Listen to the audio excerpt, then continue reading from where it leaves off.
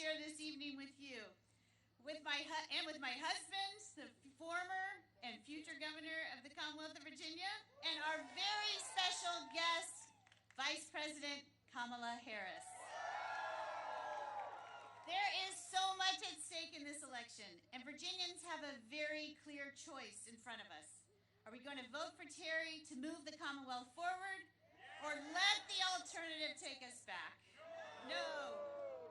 Just as he did when he was governor, Terry wakes up every single day, well, on the nights he actually goes to sleep, and thinking about how he can make the life better for all Virginians.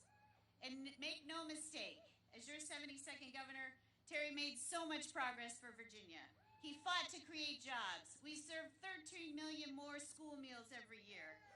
And he expanded voting rights to more people than any other governor in U.S. history. Now Terry is running to build on that progress and help us recover from COVID-19 and build a stronger Virginia that lifts everyone. That means creating good-paying jobs, making sure every Virginian has access to paid sick, family, and medical leave, making child care more affordable, and giving every Virginia child a world-class education. Friends, the race is tight, and it's going to come down to one thing: who turns out to vote. And we need to get everyone out. Hundreds of thousands of Virginians have already voted in this election. They've already made their voices heard for good-paying jobs, for our kids to get a great education, for Virginia's future. There is no excuse not to vote early for Terry and our Democratic ticket. We can move Virginia forward. If we can move Virginia forward, we can protect the progress we've made, but we can only do it together. And we need you to get out and vote and make your voice heard. And with that, I am so proud to introduce my best friend, the world's greatest dad to our 5 children, my husband of 33 years, and Virginia's next governor, Terry McAuliffe.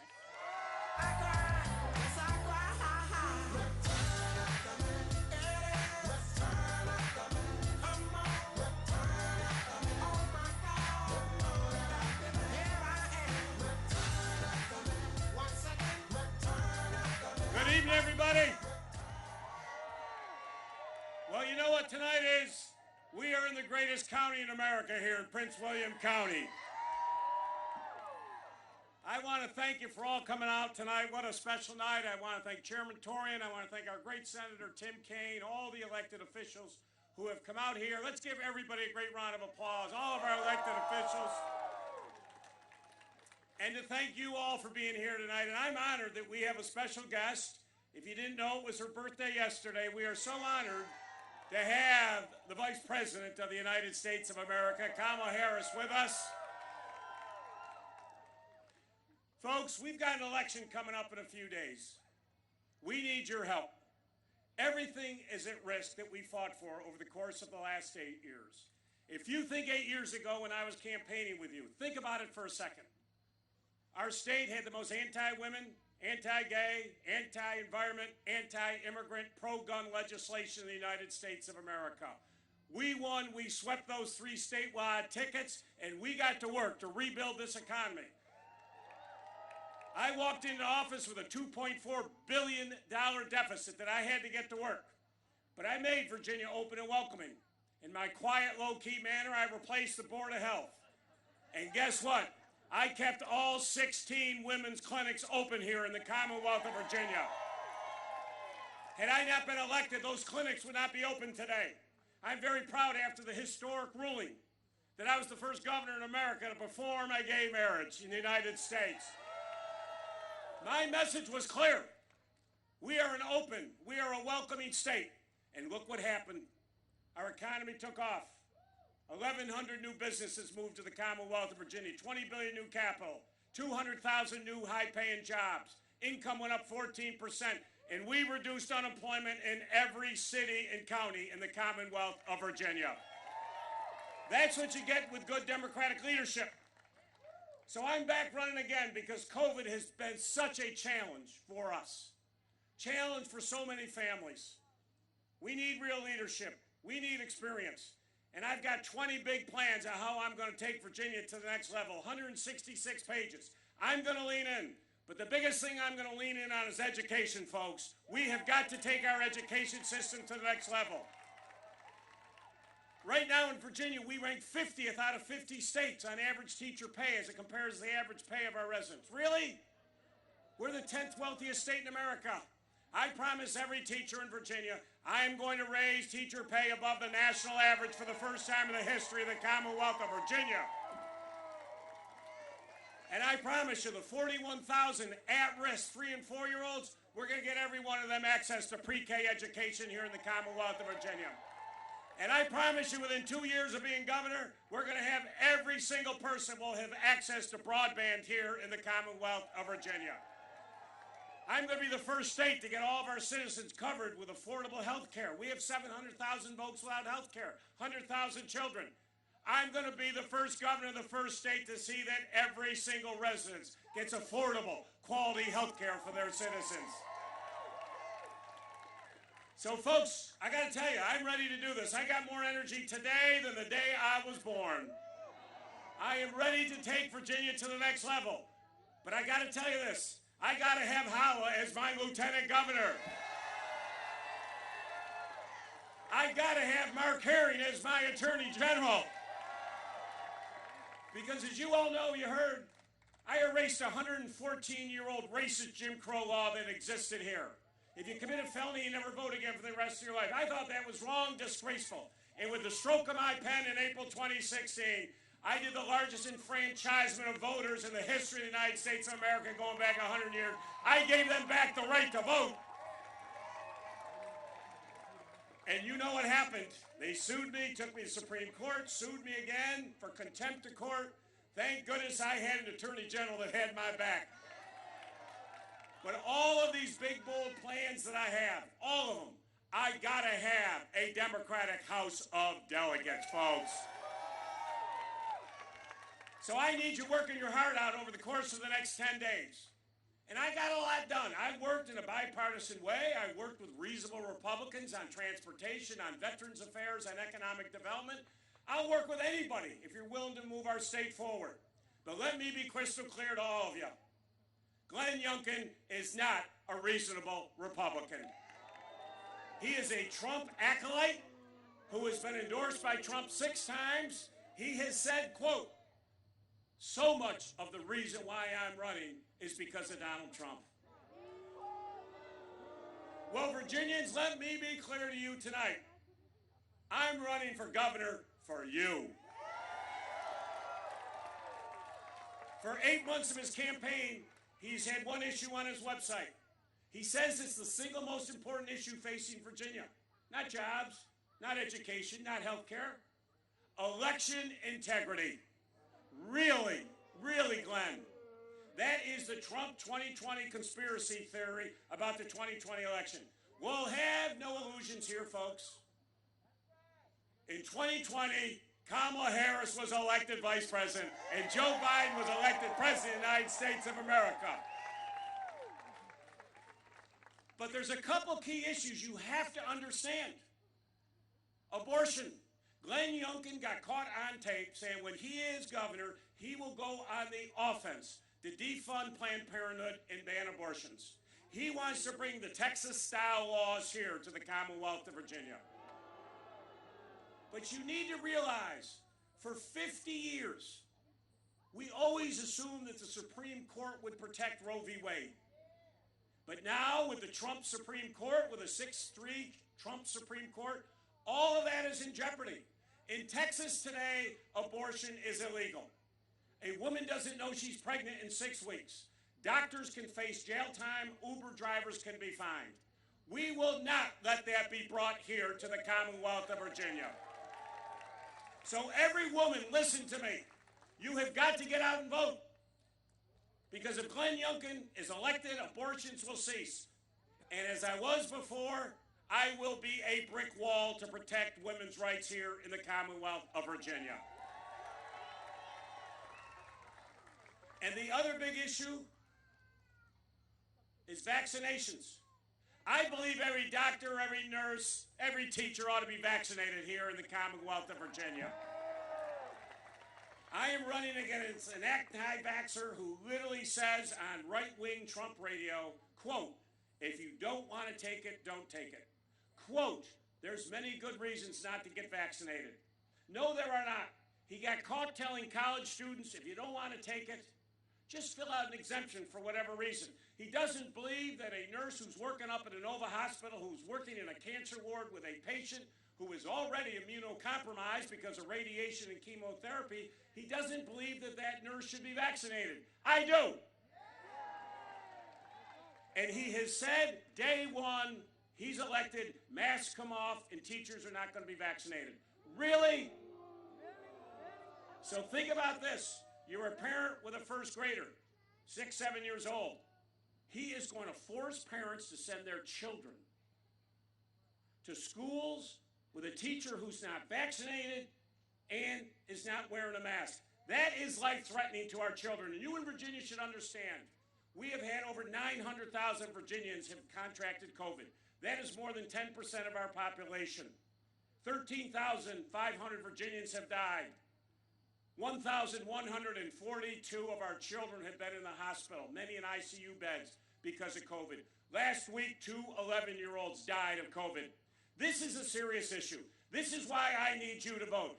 I say sleep when you're dead. I don't want you sleeping for the next 10 days, folks. I need you on, game on. We are not going to let a Trump wannabe come in and take this state backwards. We've worked too hard to make us the Commonwealth of Virginia that we are today.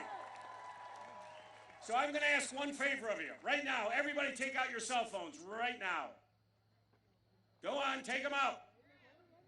I want you to text Terry to 50550. 50550. Send it to Terry. Get engaged with our campaign. Last weekend, we knocked on 102,000 doors. We have knocked on over 1 million doors in this campaign so far. We have a lot of excitement here. Last week, I had Dr. Jill Biden, I had Stacey Abrams, I had the mayor of Atlanta, I got the vice president here. We've got former President Barack Obama here on Saturday. We've got the President of the United States here on Tuesday. I got Dave Matthews doing a concert. I got Pharrell doing a concert, folks. We got a lot of action here in the Commonwealth of Virginia. Are you ready to vote? Get out and early vote.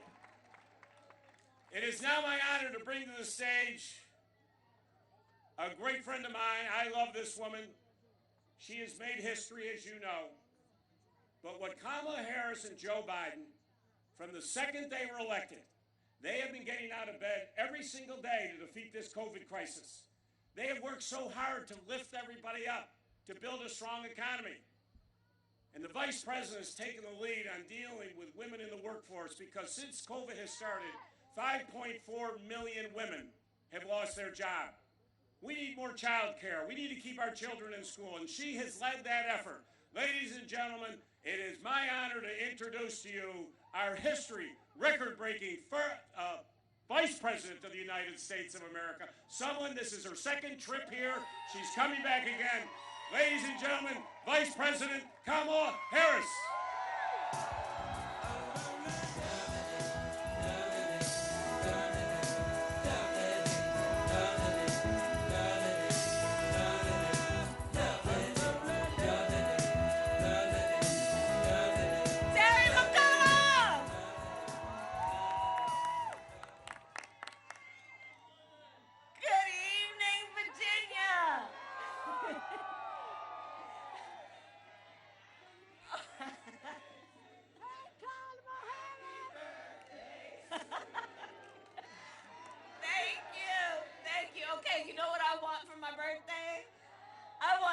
To be elected the next governor of the Commonwealth of Virginia. I am so happy to see so many Virginians out on this beautiful evening. And I know you are here because you are dedicated over the next 12 days to doing everything in your power to ensure that Terry McAuliffe is elected the next governor of the Commonwealth of Virginia. Everything in your power. And let's just start with a bit of context. Thank you. Let's start with a bit of context, guys.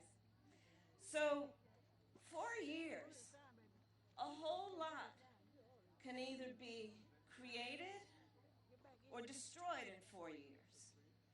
4 years can be a very long time for a lot of bad things to happen. Right? We just experienced that. 4 years is a long time. 12 days in the context of 4 years is a very short time to do what will have a profound impact. And you know, I'm here, the president will be here and is always with Terry, because we also know this election, yes, is about who will be the next leader of this beautiful, great state. But we also know, as you know, the election for governor of Virginia, yes, it is about the state of Virginia. It is also about our nation. The election of who will be governor of Virginia has an impact on who will be where around the state. I love Democrats and I love democracy. So, hey guys, let's focus on why we're all here right now. We're here right now. We're here right now to make sure Terry McAuliffe is elected the next governor of the great state and the Commonwealth of Virginia, and we will not be distracted. We will not be dissuaded. We will not be deterred. This election is too important. You want to know what matters in terms of who's governor? Let's talk about the right every woman in America has to make decisions about her own body and not have other people tell her when she should make that decision, how she should make that decision, if she should make that decision. Why does that matter? Well, look at what is happening all over our country. I see the signs about don't Texas, Virginia. That's right, don't Texas, Virginia. We don't even have to imagine.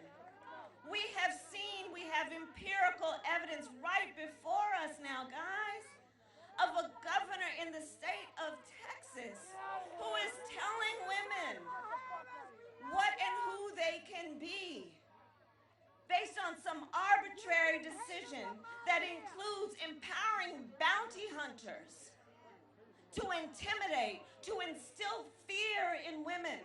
This is the power of a governor. Let's be clear about that. This is one of the biggest issues in this race.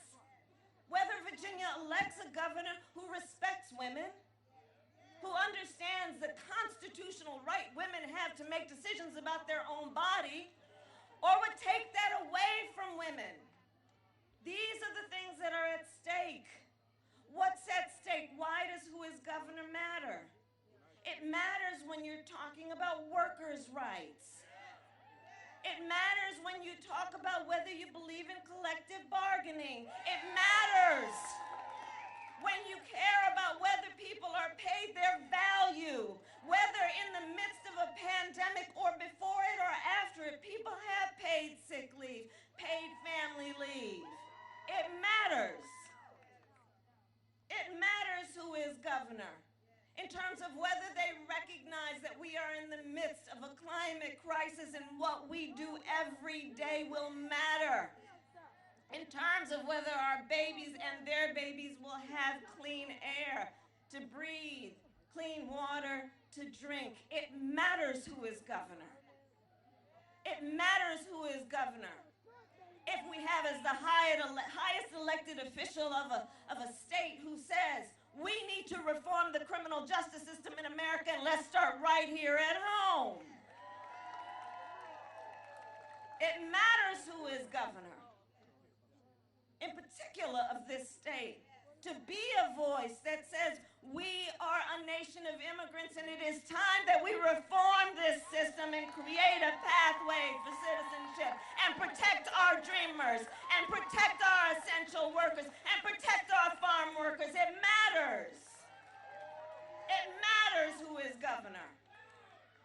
And let's be clear about who is this man.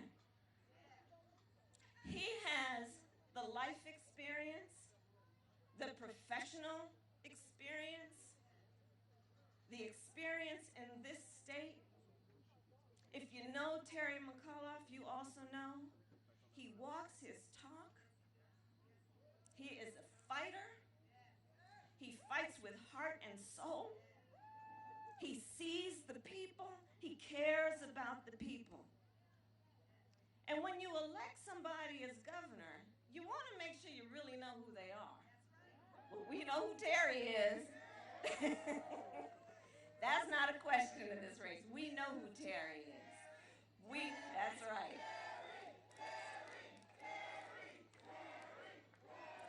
And the thing about Terry that I personally just love, because Terry has seen a lot. He's been in some good fights.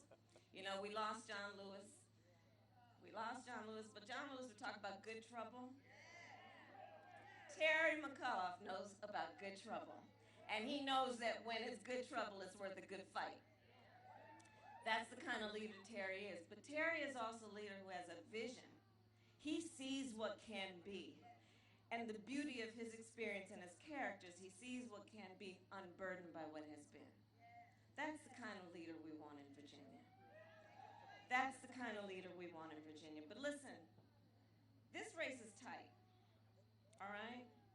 This race is tight. And what happens here, I promise you, is about the people of the state and the people of our country. And we've got to make it clear, Virginia, that we're paying attention.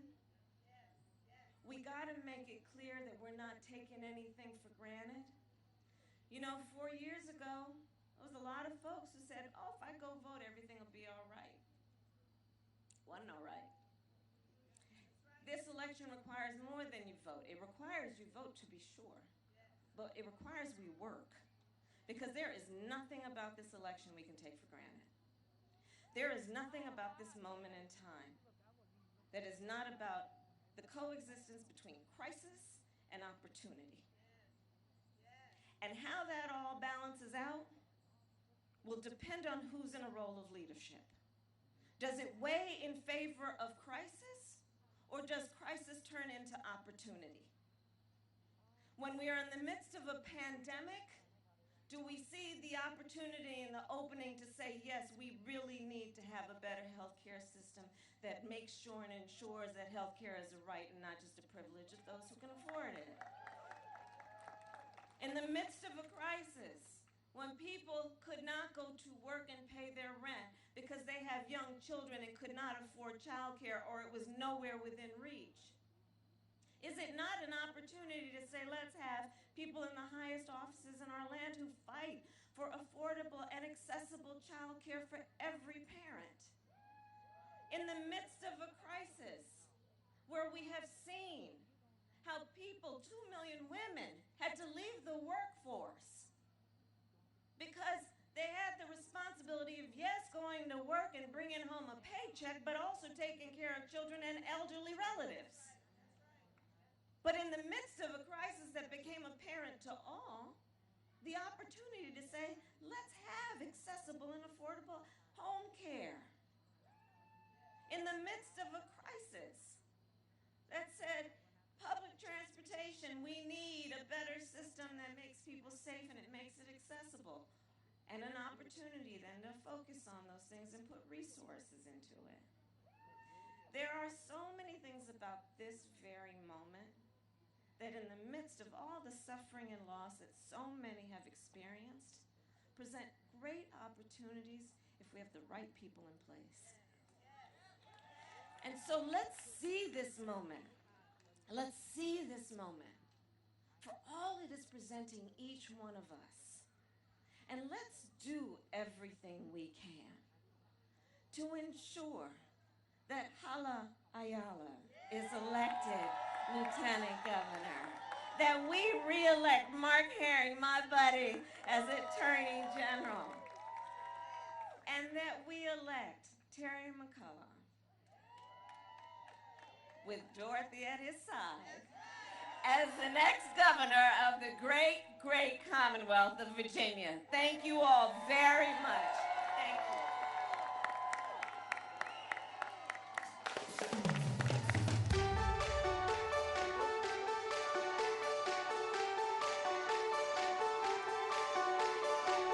3.2 from the driveway up